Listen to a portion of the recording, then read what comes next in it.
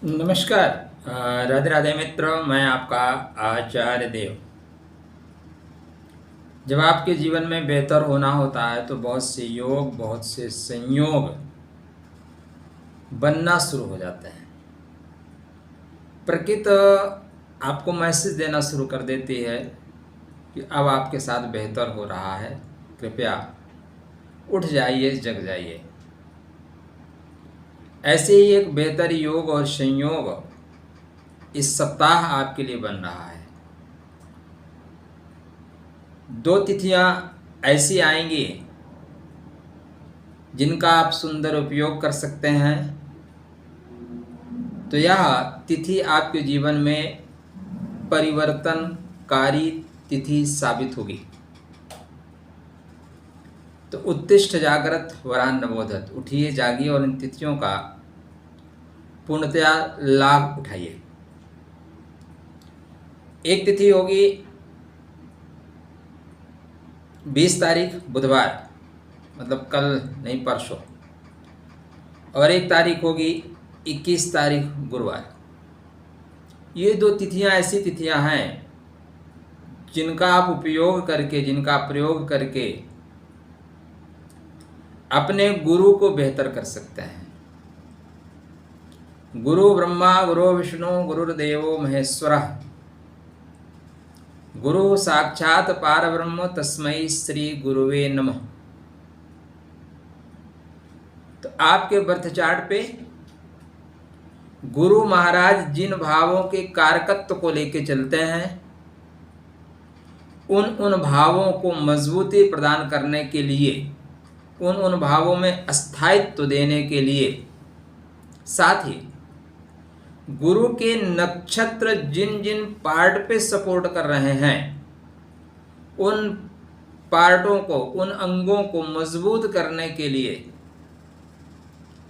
आप इस दिन का उपयोग अवश्य करिए। वीडियो 8 से 10 मिनट का होगा, लेकिन आपके लिए अत्यंत उपयोगी होगा। उपयोगिनः जीव लक्षणम। तो मित्र, चर्चा आरंभ करें उससे पहले विनम्र अनुरोध, अभी तक चैनल को सब्सक्राइब नहीं कर रखा है तो कृपया कर लीजिए। हम आज इस वीडियो पे बात करेंगे वृश्चिक लगन और वृश्चिक राशि के जातकों के लिए।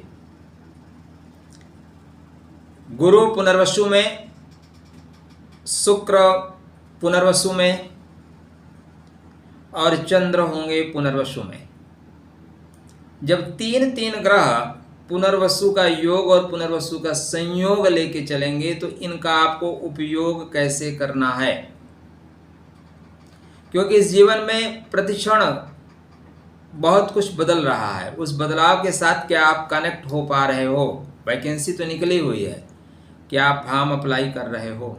यदि फॉर्म आपने अप्लाई किया है तो डेफिनेटली आपको सफलता मिलेगा। तो ध्यान से सुनिए, 2 डेट इस सप्ताह पकड़ के रखिएगा। दोनों का उपयोग करना आपके लिए निश्चित रूप से लाभदायी और कल्याणकारी होने वाला है।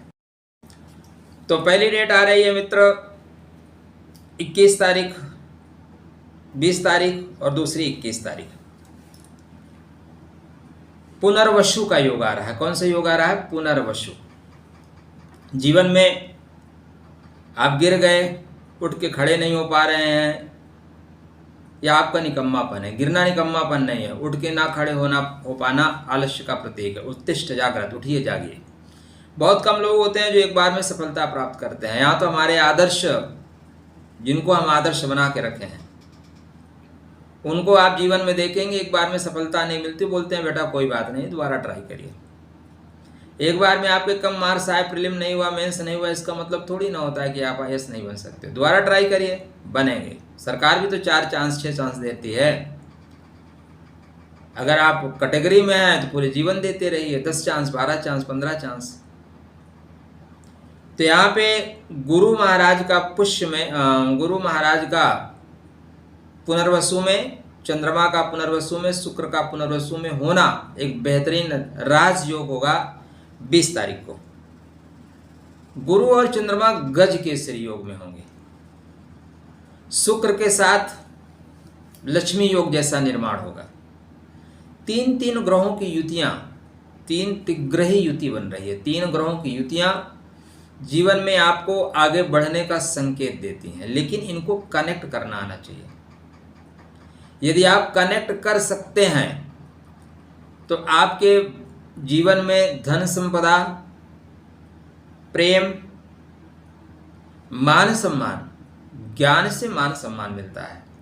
और गुरु ज्ञान के प्रतीक हैं, गुरु आध्यात्म के प्रतीक हैं, गुरु धन के कारकत्व को लेकर चलते हैं, गुरु प्रेम के कारकत्व को लेकर चलते हैं, गुरु भाग्य को बढ़ाने वाले हैं और गुरु कर्म को बढ़ाने वाले हैं, लाभ देने वाले हैं। इतना तो इनके पास कारक होता है।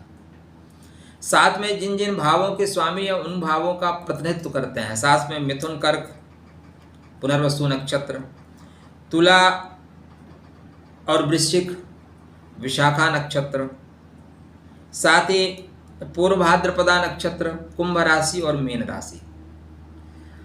तीन तीन दृष्टियां तो हैं, 5वीं दृष्टि, 7वीं दृष्टि और 9वीं दृष्टि।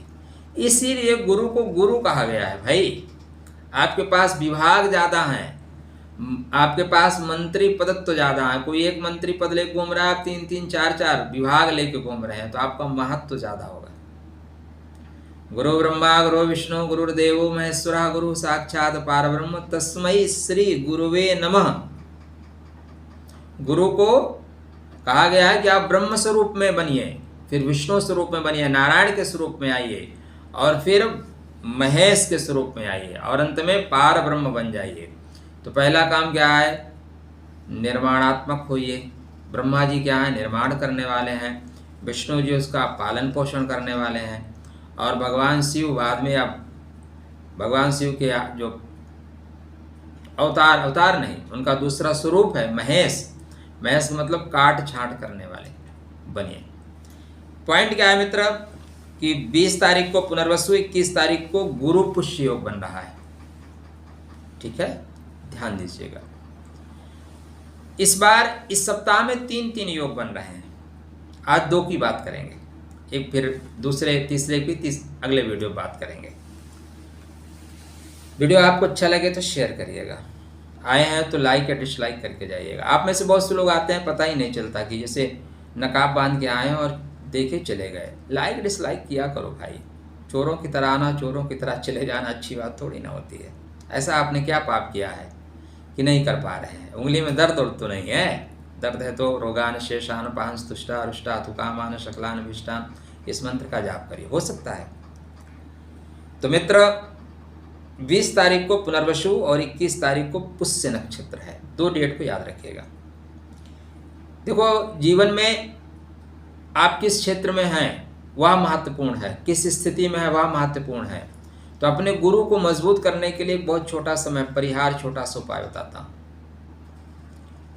आप अपने घर में, मंदिर प्रांगण में, धर्म स्थान पे, रोड के किनारे, कहीं भी 4-5 ऑप्शन मैं आपको दे रहा हूँ।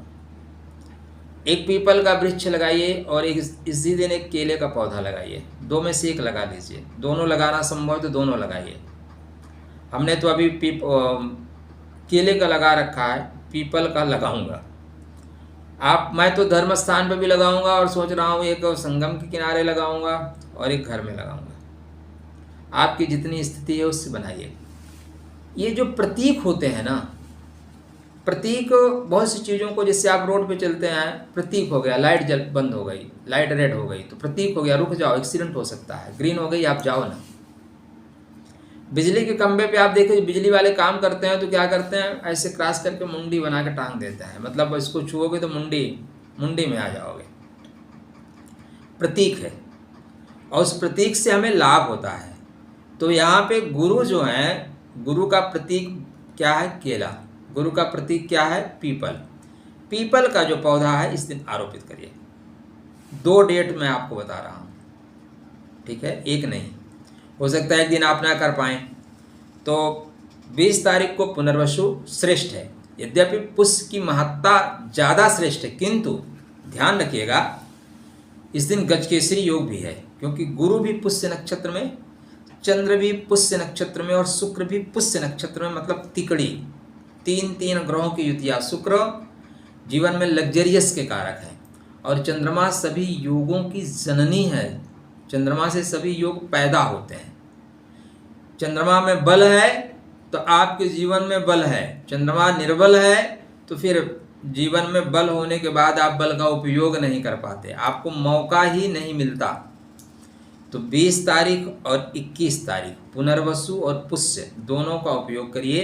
एक पौधा पीपल का, केला का आप अपने मंदिर प्रांगण में लगाइए, धर्म स्थान पे लगाइए, रोड के किनारे लगाइए या घर पे लगाइए।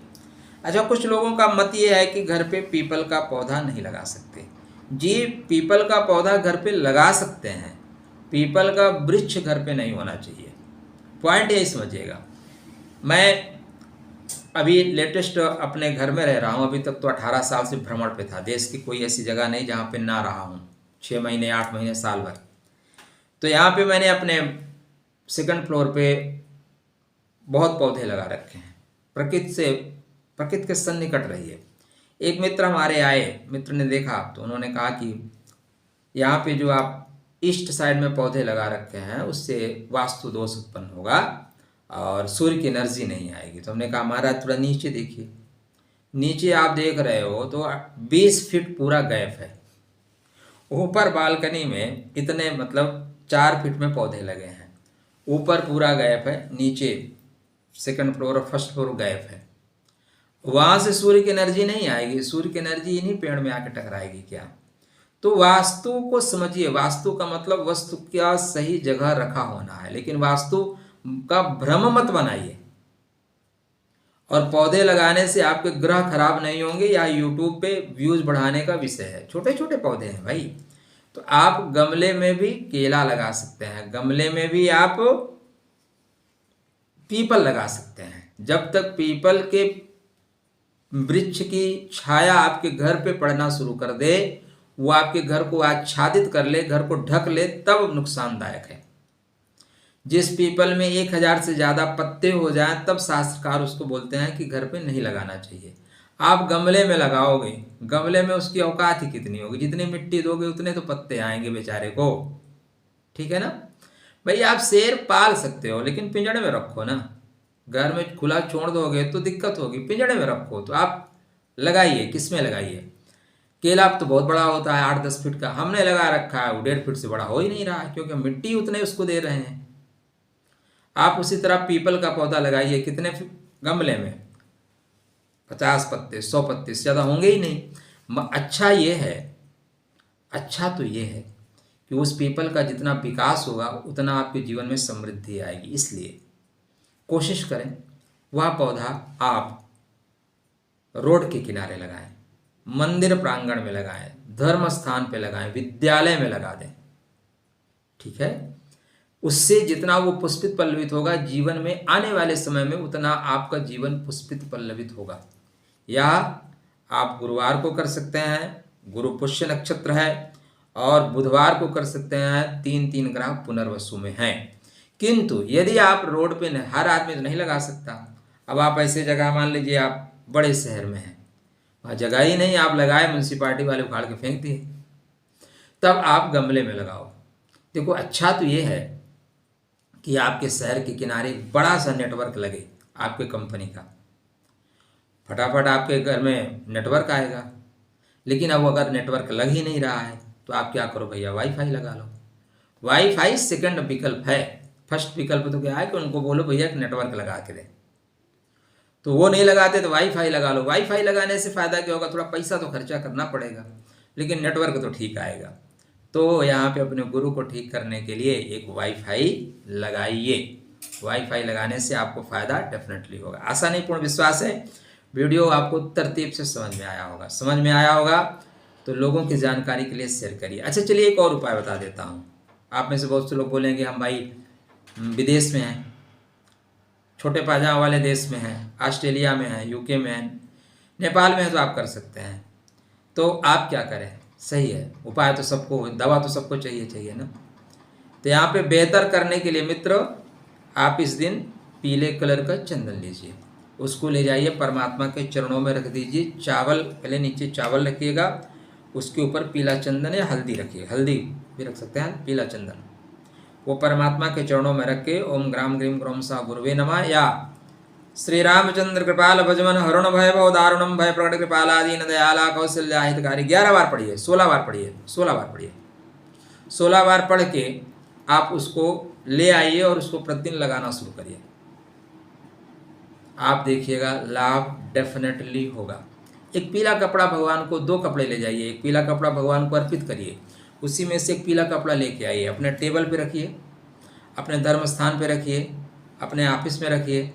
आप देखेंगे कि गुरु आपको बेहतर तरीके से कनेक्ट कर रहे हैं। प्रेम मिलेगा, स्नेह मिलेगा, संतान की गति होगी, संतान प्रगति पकड़ेगी, जीवन में सुख की प्राप्ति होगी, आर्थिक रूप से आप आगे बढ़ना शुरू करेंगे और कोई भी काम आप जो कर रहे हैं उसको एक बार में ही कनेक्ट करेंगे, नहीं तो दोबारा जरूर करिएगा। रिकनेक्ट होना है और होगा। पुष्य नक्षत्र का अपना महत्व है। गुरु पुष्य योग बन रहा है, श्रेष्ठ योग बन रहा है। उत्तिष्ठ जागृत वरान बोधत, उठिए जागिए, सफलता प्राप्त करिए। वीडियो अच्छा लगे तो शेयर करिए। हमारी तरफ से आपको अनंत शुभकामनाएं। यहाँ से अब आपको पीछे मुड़ के नहीं देखना है। हाँ, कुछ लोग बकवास करते हैं कि हमारे साथ अच्छा नहीं हो रहा है। प्रभु, आप इस गोला के व्यक्ति नहीं हैं। आपकी पोस्टिंग गलत गोला पे हो गई है। आप कहीं और प्रयास करिए। अपने आप को उर्वरक बनाइए। यदि आपने अपने आप को उर्वरक बनाया तो प्रकृति आपके अंदर बीज डाल देगी, आपके अंदर हरियाली आएगी। यदि आपके अंदर हरियाली नहीं आ रही है, इसका मतलब आप अपने आप को उर्वरक नहीं बना रहे। इसलिए उत्तिष्ठ जागृत। राधे राधे। जय श्री कृष्णा। कृष्णाय वासुदेवाय, हरे परमात्मने प्रणतक्लेशनाशाय गोविंदाय नमो नमः।